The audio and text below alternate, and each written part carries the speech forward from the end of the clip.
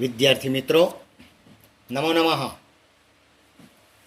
ધોરણ 11 સામાન્ય પ્રવાહ અને વિજ્ઞાન પ્રવાહના આ પાઠ્યપુસ્તકમાં આપણે આ અગાઉ પદ્ય પાઠ 1 વેદામૃતમના 5 મંત્રોને અનુવાદ, ભાવાર્થ અને સ્પષ્ટીકરણ સાથે સમજી ગયા છીએ. હવે આપણે પદ્યપાઠ 1 લીધો, એમ હવે ગદ્યપાઠની શરૂઆત કરીએ. તમે તમારું પાઠ્યપુસ્તક જોઈ લીધું હશે. એમાં 1 થી 10 પદ્યપાઠને ક્રમ આપેલો છે અને 11 થી 20 ક્રમમાં ગદ્યપાઠ આવે છે. એટલે આમ જુઓ તો ગદ્યપાઠનો પ્રથમ ક્રમ, પરંતુ આપણા પાઠ્યપુસ્તકમાં એનો ક્રમ આપ્યો છે 11મો. એ આપણે આજે લેવાના છીએ. અને પાઠનું નામ છે પૃથુચરિતમ.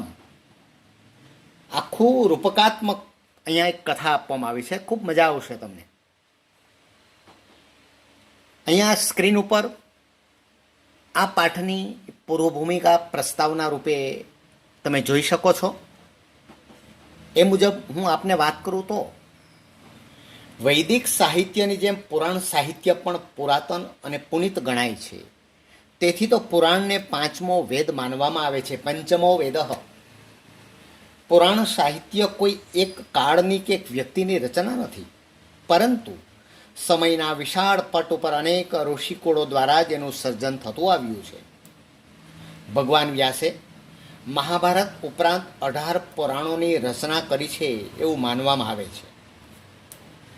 પુરાણોમાં 5 પ્રકારની બાબતોનું અતિ વિસ્તારથી વર્ણન કરવામાં આવ્યું છે. તેને પુરાણમ પંચ લક્ષણમ કહેવામાં આવે છે.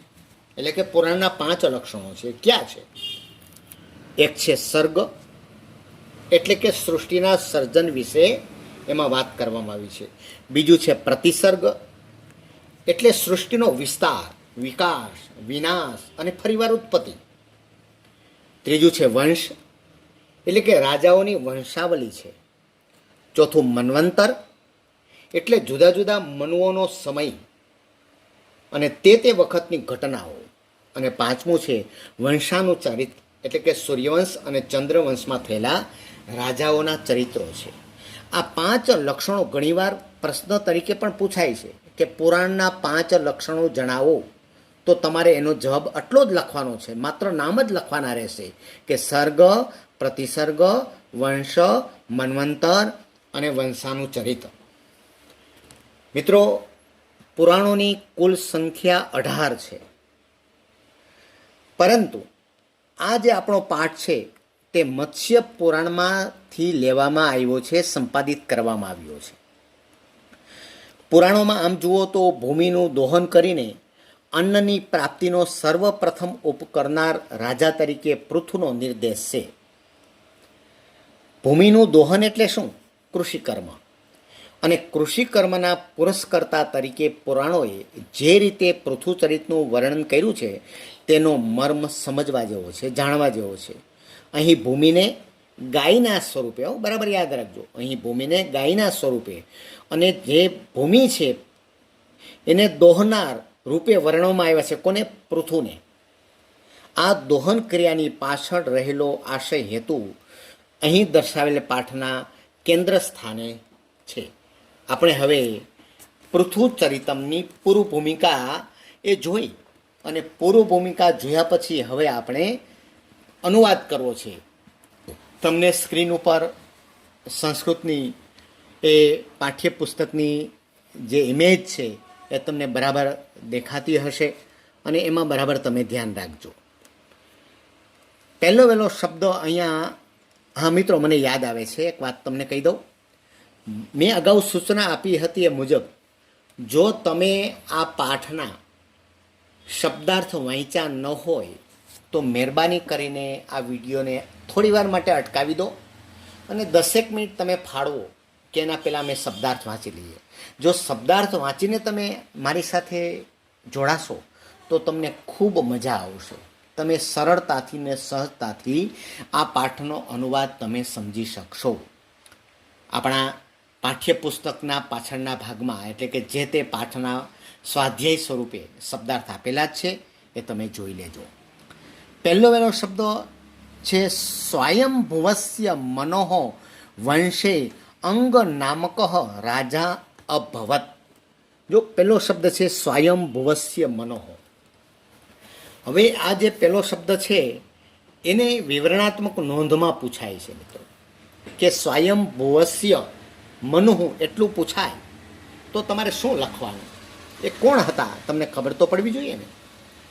સ્વયંભુ મનુ એ પોતે બ્રહ્માના પ્રથમ પુત્ર હતા, જે પૃથ્વીના પ્રથમ સમ્રાટ કહેવાય. તેમની પત્નીનું નામ શત્રુપા હતું. તેમને 2 પુત્રો હતા, એક પ્રિયવ્રત અને બીજું ઉત્તાનપાદ. મેં અગાઉ પણ તમને પૂર્વ ભૂમિકામાં એ વાત કરી હતી. તથા એને 2 પુત્રી પણ હતી, આકુતિ અને પ્રસૂતિ. ઉત્તાનપાદનો પુત્ર, યાદ રાખજો, આ એક ક્રમ છે, યાદ રાખવા નથી પણ જાણવાનો વિષય છે. સ્વયંભૂ મનુ, બ્રહ્મા પેલું પાત્ર, બીજું પાત્ર કોણ આવે છે? સ્વયંભૂ મનુ. પછી કોણ આવે છે? ઉત્તાનપાદ. અને પછી કોણ આવે છે? ધ્રુવ. ઉત્તાનપાદનો પુત્ર ધ્રુવ હતો. અને ધ્રુવની વંશ પરંપરામાં તો ઘણા બધા રાજાઓ થઈ ગયા, જેમ કે શિષ્ટિ, રીપુ, કુરુ. એમાં અંગ આવે છે, જે આપણા પાઠમાં અંગ આવે છે, આપણા પાઠમાં અંગ આવે છે. હવે ત્યાં જ આગળ તમે જોશો તો વેન પણ આવે છે. અંગ પછી વેન એની વંશ પરંપરામાં આવ્યા. અને પછી પૃથુ રાજા આવ્યા. અને પૃથુ રાજા પછી જે રાજાઓ આવ્યા છે, દક્ષ અને પ્રચેતા, એની સાથે આપણો કોઈ સંબંધ નથી, પણ પૃથુ રાજા સુધી આપણે જોવાના છીએ. બરાબર છે. હવે આગળ અનુવાદ આપણે કરીએ. આ મેં માત્ર જે 5 પાત્રો છે પરંપરામાં, એના વિશેની મેં તમને વાત કરી. સ્વયંભુવસ્ય મનોહો વંશે, સ્વયંભૂ મનુના વંશમાં અંગ નામનો રાજા થયો. શું રાજાનું નામ હતું? અંગ. એના આદ્ય કોણ હતા? તો કે સ્વયંભૂ મનુ. આટલું યાદ રાખવાનું. સ્વયંભુવસ્ય મનોહો, સ્વયંભૂ મનુના વંશમાં અંગ નામક રાજા અભવત, અંગ નામના રાજા થયા. સ દયાલુ ધર્મ નિરત ચ આસીત. તે કેવા હતા? અંગ નામના રાજા કેવા હતા? તો કે છે તે દયાળુ અને ધર્મ પ્રેમી હતા, ધર્મનિષ્ઠ હતા, ધર્મમાં નિષ્ઠા રાખનાર હતા. કેવા હતા? તે દયાળુ અને ધર્મ પ્રેમી હતા. તેને, તસ્ય એટલે તેને, વેન નામક પુત્ર સમભવત. તેને વેન નામનો પુત્ર હતો. કોને વેન નામનો પુત્ર હતો? અંગરાજાને.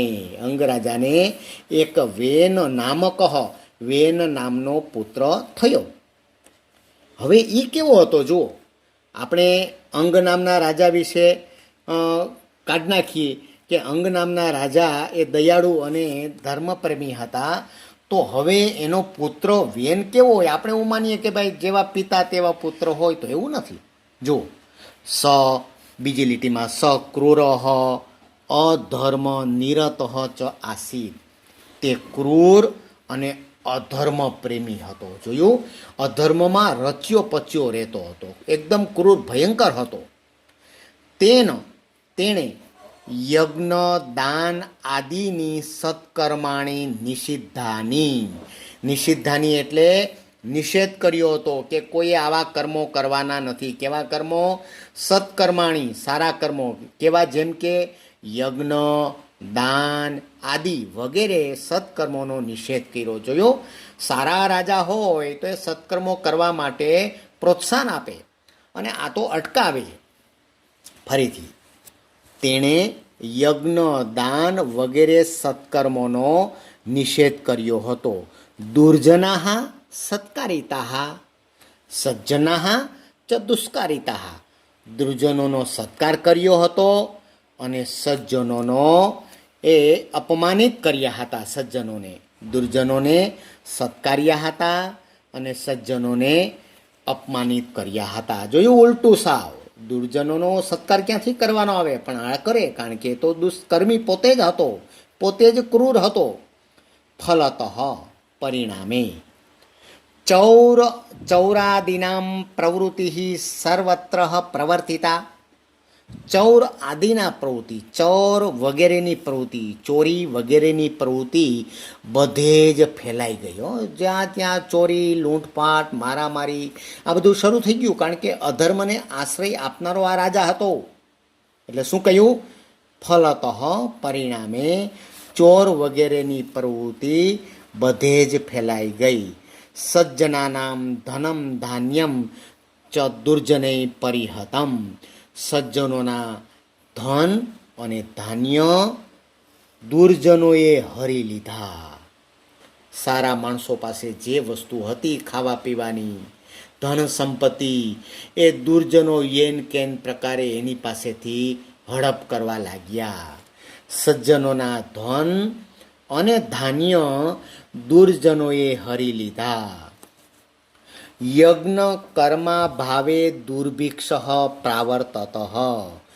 યજ્ઞ કર્મના અભાવમાં, કારણ કે યજ્ઞ કર્મ કરવામાં આવે તો એનું ફળ પ્રાપ્તિ શુભ થાય, પણ જો યજ્ઞ કર્મ કરવામાં ના આવે તો એની ગતિ કેવી થાય છે?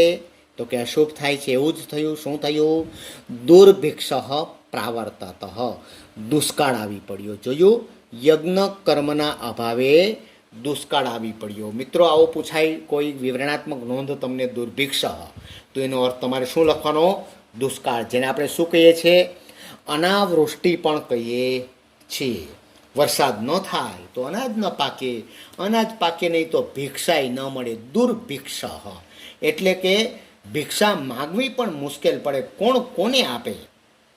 દુષ્કાળની પરિસ્થિતિમાં ગૃહસ્થોને જ ખાવા માટે અનાજ ન હોય તો તેઓ સંન્યાસીઓને, યાચકોને ભોજન ક્યાંથી આપે? તેથી વરસાદ વગરના આવા કપરા સમય માટે આવા શબ્દનો પ્રયોગ થયો છે. આગળ, ભૂતલમ ધરતી યજ્ઞદાન રહિતમ. યજ્ઞદાન વગરની અને નિર્ધર્મ ચ સંજાતમ. ધર્મ રહિત થયો. ધરતી કેવી થઈ ગઈ? યજ્ઞદાન વગરની. કોઈ યજ્ઞ કરતું નહીં, કોઈ દાન કરતું નહીં, એટલે ધર્મ રહિત થઈ ગઈ.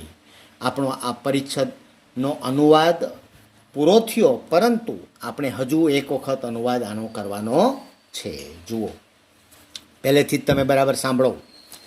સ્વયંભુવસ્ય મનોઃ વંશે અંગ નામક રાજા અભવત.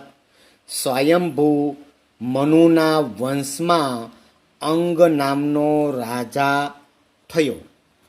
તે દયાળુ, તમારું ધ્યાન ત્યાં જ હોવું જોઈએ. સ દયાલુ ધર્મ નિરત ચ આસીત.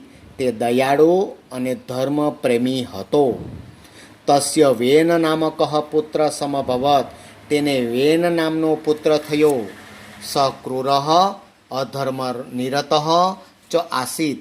તે ક્રૂર અને અધર્મ પ્રેમી હતો. તેન યજ્ઞ દાન આદિની સત્કર્માણી નિષિદ્ધાની. તેણે યજ્ઞ દાન વગેરે સત્કર્મોને નિષેધ કર્યો. દુર્જનાહ સત્કારિતાહ. દુર્જનોનો સત્કાર કર્યો. અને સજ્જનાહ ચ દુષ્કારિતાહ. અને સજ્જનોને અપમાનિત કર્યા. ફલતઃ પરિણામે ચૌરાદિના પ્રવૃત્તિ સર્વત્ર પ્રવર્તિતા. ચોરી વગેરે પ્રવૃત્તિઓ બધે જ ફેલાઈ ગઈ. સજ્જનાનામ ધનમ ધાન્યમ ચ દુર્જનૈ પરિહ્રતમ. સજ્જનોનું ધન અને ધાન્ય દુર્જનોએ હરી લીધું. યજ્ઞ કર્મ અભાવે, યજ્ઞ કર્મના અભાવમાં દુર્ભિક્ષ પ્રાવર્તત. દુષ્કાળ આવી પડ્યો. ભૂતલમ એટલે કે ધરતી યજ્ઞદાન રહિતમ નિર્ધર્મમ ચ સંજાતમ. ધરતી યજ્ઞદાન વગરની અને ધર્મ વગરની થઈ, ધર્મ રહિત થઈ. હું સીધો હવે અનુવાદ કરું છું. એમાં ક્યાંય સંસ્કૃત બોલીશ નહીં, અને ધીમે ધીમે ત્યાં એ ગુજરાતી શબ્દો હું બોલતો જઈશ.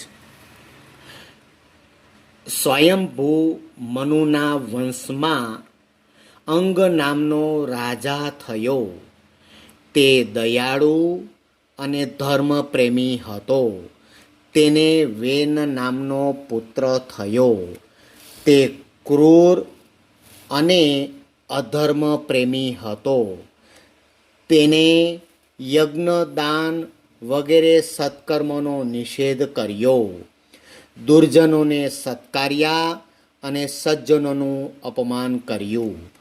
પરિણામે ચોર વગેરેની પ્રવૃત્તિ એટલે કે ચોરી વગેરેની પ્રવૃત્તિ બધે જ ફેલાઈ ગઈ. સજ્જનોના ધન અને ધાન્ય દુર્જનોએ હરી લીધા. યજ્ઞ કર્મના અભાવે દુષ્કાળ આવી પડ્યો. ધરતી યજ્ઞદાન વગરની અને ધર્મ રહિત થઈ. પ્રથમ પરિચ્છેદ આપણે આ જોયો અનુવાદ, તમને બધાને આવડી ગયો હશે. હવે આપણે બીજા પરિચ્છેદ તરફ જઈએ છીએ. બરાબર ધ્યાન આપજો.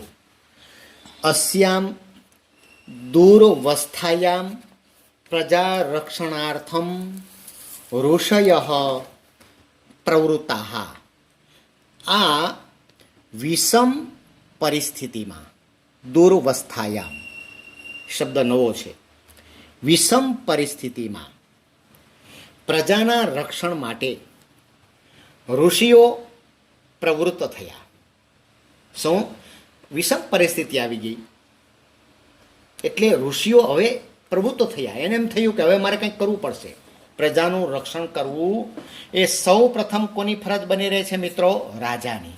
પણ રાજા જ જો ભ્રષ્ટ હોય તો ઋષિ અને ધર્મ પુરુષોએ એ મેદાનમાં આવવું જ પડે છે. એમ આ ઋષિઓ પ્રવૃત્ત થયા. તેમણે વેનો દંડિત મારિત, તેણે વેનને દંડ આપ્યો અને મારી નાખ્યો. જોયું? ઋષિ પાસે શાસ્ત્ર છે મિત્રો, પણ જો એની ત્રીજી આંખ, ત્રીજું લોચન ખોલે ને તો એના હાથમાં શસ્ત્ર પણ આવે છે. એટલે તેણે વેનને દંડ આપ્યો અને માર્યો. તદંતરમ ત્યારબાદ ઋષિઓએ તસ્ય તેના પૃથુ નામકમ પુત્રમ, પૃથુ નામના પુત્રને રાજ્યાસને પ્રસ્થાપિતવંત, રાજ્યના સિંહાસન ઉપર સ્થાપિત કર્યો, બેસાડ્યો. બરાબર યાદ આવે છે ને? કોણ આવ્યું? વેન. વેન પછી કોણ આવે છે? પૃથુ. જે આપણું વાત આવે છે આ પાઠમાં તે. તદંતરમ ત્યારબાદ ઋષિઓએ તેના પૃથુ નામના પુત્રને રાજ્યના સિંહાસન પર બેસાડ્યો. હવે પૃથુ કેવો હતો? તો કે પૃથુ દયાલુ અને ધાર્મિક આસિત હતો. પૃથુ કેવો હતો? દયાળુ અને ધાર્મિક હતો. વેનસ્ય શાસને પીડિતા પ્રજા અભિષિક્તમ તમ ધાર્મિકમ પ્રથમ ઉપતસ્થુ. વેનના શાસનમાં પીડાયેલી પ્રજા બહુ દુઃખી થઈ હતી.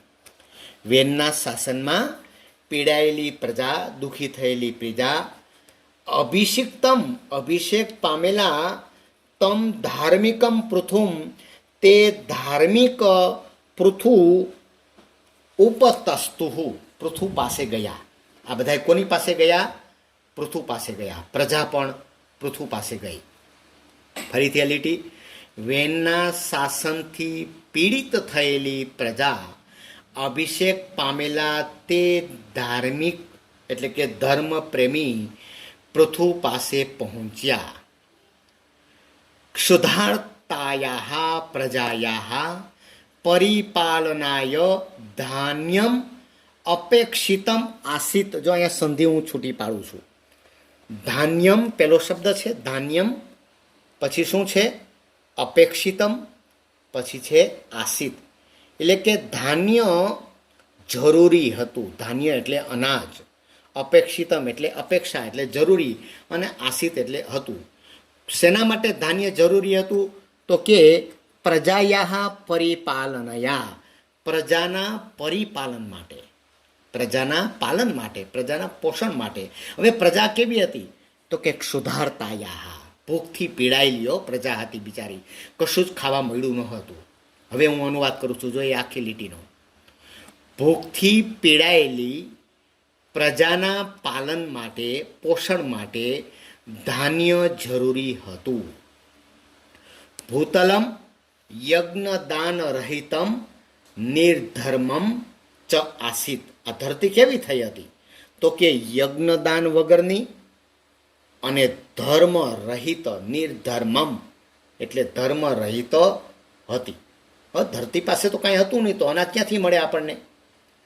તાદૃશમ ભૂતલમ દૃષ્ટવા, તે પ્રકારની ધરતીને જોઈને પૃથુ રાજા તમ દગ્ધુમ તેને બાળવા માટે, જો દગ્ધુમ શબ્દ યાદ રાખજો, કોને બાળવા માટે? ધરતીને. ધરતીને બાળવા માટે ઉદ્યત અભવત, તૈયાર થઈ ગયો. એ પૃથુ રાજા તૈયાર થઈ ગયા એને બાળવા માટે. તત પછી યમ ભૂહ, આ ધરતી શેનું રૂપ લીધું? ગોરૂપમ આસ્થાય, ગાયનું રૂપ લઈને પલાયતુમ ઉદ્યતા, નાસી જવા માટે તૈયાર થઈ. એ ભાગી જવા તૈયાર થઈ, ચાલો ભાગો, નહીતર તો આ મને બાળી નાખશે. પછી આ ધરતી ગોરૂપમ આસ્થાય, ગાયનું રૂપ લઈને નાસી જવા માટે તૈયાર થઈ. જો એને ગાયનું આખું તમારે રૂપક તરીકે સમજવાનું છે, કોઈ કલ્પના કરવાની નથી અહીંયા તમારે કે ગાય કેમ બને રૂપક તરીકે. ને છેલ્લે આનો આખો સંદેશ તમને હું સમજાવીશ. પૃથુ તસ્યા પૃષ્ઠતઃ અનુગત, પૃથુ તેની પાછળ પાછળ ગયા. પૃથુ રાજાની પાછળ પાછળ ગયા. અંતે છેવટે એક દેશે સ્થિત્વા, એક સ્થળે ઊભી રહીને કિમ કરોમીતિ, જો છે કિમ કરોમી ઇતિ, એ પ્રશ્ન પૂછ્યો ગાયે. કોને પૂછ્યો? આમ તો એ આપણે જોઈએ છે કે પૃથ્વી છે, ધરતી છે, પણ અત્યારે આપણે ગાય કહેશું. એ પ્રશ્ન પૂછે છે, કિમ કરોમી, હું શું કરું? એમ ભૂમિ અબ્રવીત, એમ ધરતી બોલી. એણે રાજા પૃથુને કીધું કે હું શું કરું, મને શા માટે બાળવા માટે તમે તૈયાર થયા છો? ત્યારે પૃથુ અપી, પૃથુએ પણ સ્થાવરસ્ય, બે શબ્દો છે ત્યાં જુઓ, એની સાથે છે ચરસ્ય, બે શબ્દોને સમજવાના છે તમારે. સ્થાવર અને જંગમ. સ્થાવર એટલે જળ અને ચર એટલે ચેતન. જળ અને ચેતન બધાને માટે ઈપ્સિતમ દેહી, ઈચ્છેલું આપ, ઇતિ તામ અબ્રવીત, એમ તેને કહ્યું. એને જે ઈચ્છા હોય ને, જળ ચેતન પ્રાણીઓ હોય, વૃક્ષો હોય, મનુષ્યો હોય, એને જે ઈચ્છા હોય તું એને આપ. પૃથુ રાજાએ ધરતીને આમ કહ્યું. શું? ફરીથી લીટી. પૃથુ અપી, પૃથુએ પણ સ્થાવરસ્ય ચરસ્ય એટલે જળ અને ચેતનને ઈચ્છેલું આપ, દેહી એટલે આપ, દેહી એટલે આપ, ઇતિ તામ અબ્રવીત, એમ તેને કહ્યું. ભૂ તથાસ્તુ, જોયું? તથાસ્તુ તમે સાંભળ્યો છો ને આ શબ્દ? તથાસ્તુ એટલે તેમ થાવું. કોઈ આપણે પગે લાગે, આશીર્વાદ આપો એમ કહે તો કહેવાનું તથાસ્તુ, તમારા મનમાં જે હોય તે પ્રમાણે થાવો. એટલે પૃથ્વીએ પણ, ધરતીએ પણ તેમ થાવો ઇતિ ઉક્તવા, એમ કહીને તત્રૈવ સ્થિતા, ત્યાં જ ઊભી રહી.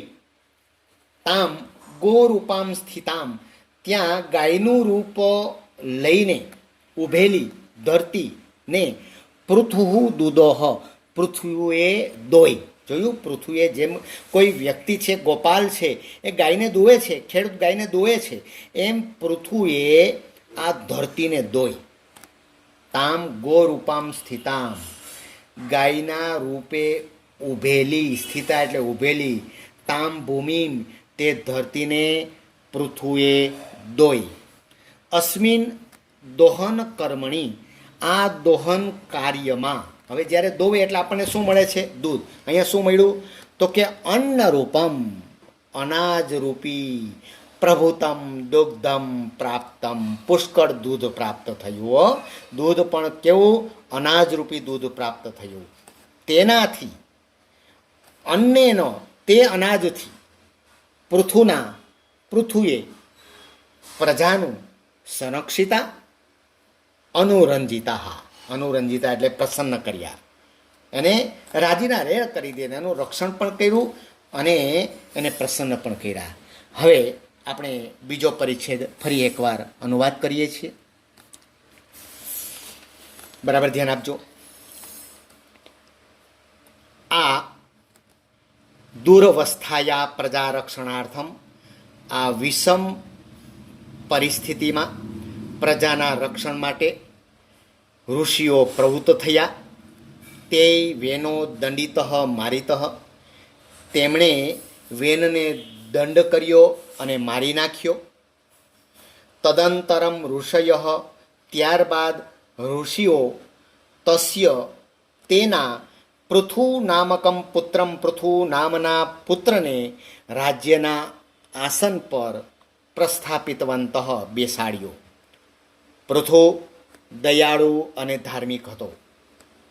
વેનના શાસનથી પીડિત થયેલી પ્રજા અભિષિક્તમ એટલે અભિષેક પામેલા તે ધર્મપ્રેમી પૃથુ પાસે આવ્યા.